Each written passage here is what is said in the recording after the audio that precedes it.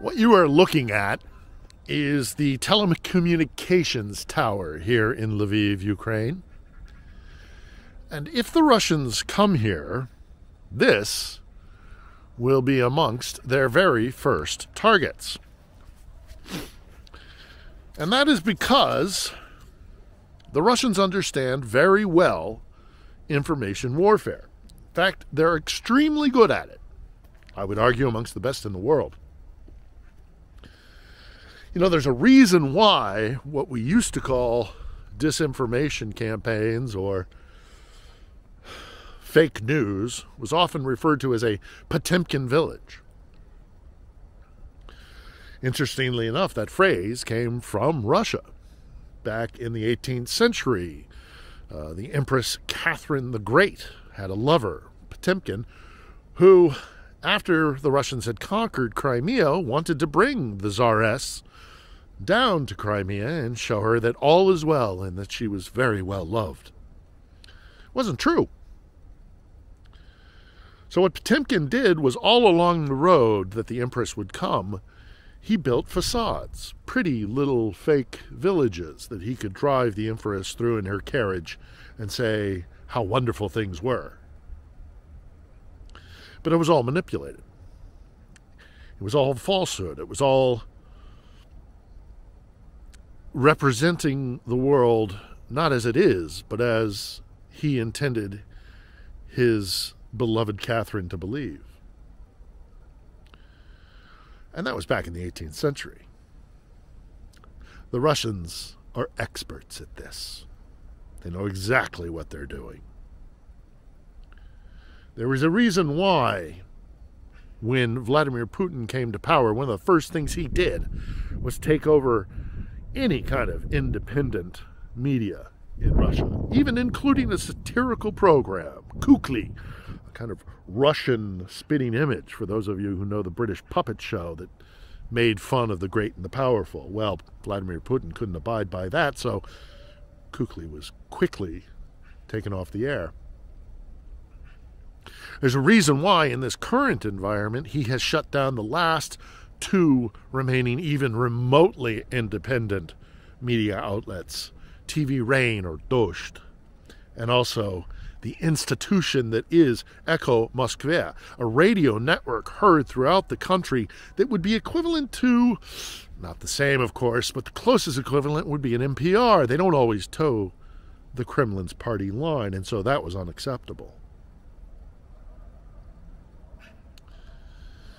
In the last few days, in the last week or so, we have seen the Russians do a full court press in trying to control the narrative. They tried earlier in the week to say that they had captured a laptop in their advance, in their military advance. They'd captured a laptop, a NATO laptop, and they showed it on Russia's Первый Canal, or First Channel, with a little label on it that said property of NATO. It's almost comical. They also have now taken to saying that they have information that the U.S. has backed chemical weapons plants in Ukraine, and that was a pretext for why they had to come here. Ironically enough, I was in Georgia in 2008 and subsequently heard all the very same arguments. I mean, it's almost exactly the same. They said in 2018 that there were chemical plants outside of Tbilisi, the capital of Georgia, that were funded by the CIA in creating chemical weapons. As the Pentagon briefing from yesterday said, it's almost laughable if it wasn't so dangerous. There is no way that is happening here. The problem for Russia with this narrative, though, is that they can say whatever they want. They can bring up the pretext of whatever they want. But show us the proof. Okay, so you say the U.S. has chemical weapons plants that they're creating in Ukraine to kind of create some sort of false flag and then blame it on the Russians. Okay, Okay, Moscow. Okay, Maria Zakharova. Okay, Dmitry Peskov. Show us the satellite imagery. Show us the proof. Show us something tangible. But they can't. Whereas on the Ukrainian side, we can see with our own two eyes what's going on. A maternity ward hit by Russian missiles, by Russian artillery. Civilians clearly being targeted. We can see that with our own two eyes. Don't let the Russians gaslight you. There is an information war going on here in Ukraine. And they're very good at it. They're extremely good at it. So, in reviewing what I just said there, I felt it important to interject and say a couple of quick things. The information warfare campaign that is being waged is not only for global consumption, it is also meant for domestic consumption within Russia. And whether it is because they are victims of over 20 years of a brainwashing campaign with a media completely controlled or almost completely controlled by the Kremlin, or whether simply it is too bitter of a pill for many Russians to swallow, many are buying the story in whole cloth within Russia. Now, there are thousands, many, many thousands of Russians who have access to other information or who simply revile the idea of war against their neighboring country. And they are taking to the streets, and that kind of bravery is in a different category altogether. But I fear that those who do buy into the story that Putin is selling them, that eventually when his regime does fall, as all dictatorships inevitably do, that they will feel a great amount of shame at what has been done here in their name, and it will be a stain on their country for many years to come. And that, I fear, only caused me a great deal of sadness.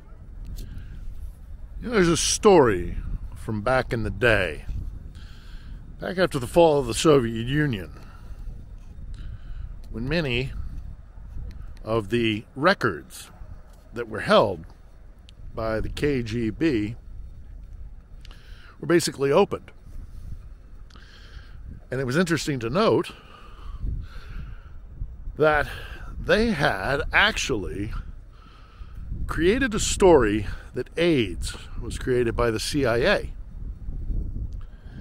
Now, what the KGB did was they planted it in an Indian newspaper, knowing full well that it would only take one Western media outlet to pick it up for it to spread like wildfire.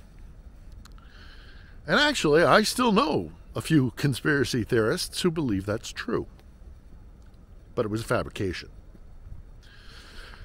They know us very well. They know our fault lines.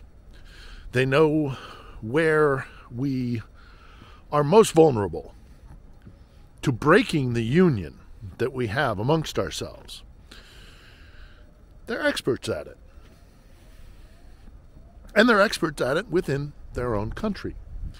Back in the days of the Soviet Union, they would lie to their people, and their people relied on a kind of underground information railway. Vladimir Putin was well aware of that, so when he came to power, one of the first things he did was try to control what the people heard and believed. He closed down, first and foremost, any kind of independent media. I was there. I saw it. And they're doing it again. They've just closed down any even semi-independent media in Russia. But I think the Russians didn't realize that, one, our intelligence would be put out in public before they took their actions, or two, that Ukrainian information warriors would be just as adept at countering their messaging as the Russians themselves. I know several Ukrainian information warriors. I hesitate to call them hackers, but people who are online regularly, constantly countering the information messaging coming out of Moscow. So all of this comes down to one thing. You're going to hear a lot of very confusing information. We have been hearing a lot of confusing information. But realize that this war in the 21st century, with the online presence that does exist, and the fact that young Russians are very tech savvy, and if we put the message out, if the world puts the truth of what is happening out, Russians will see it. Be careful what information you consume. Check it. Double check it. If it seems too outrageous or too out of this world to be believed, well, then maybe that's because it shouldn't be believed.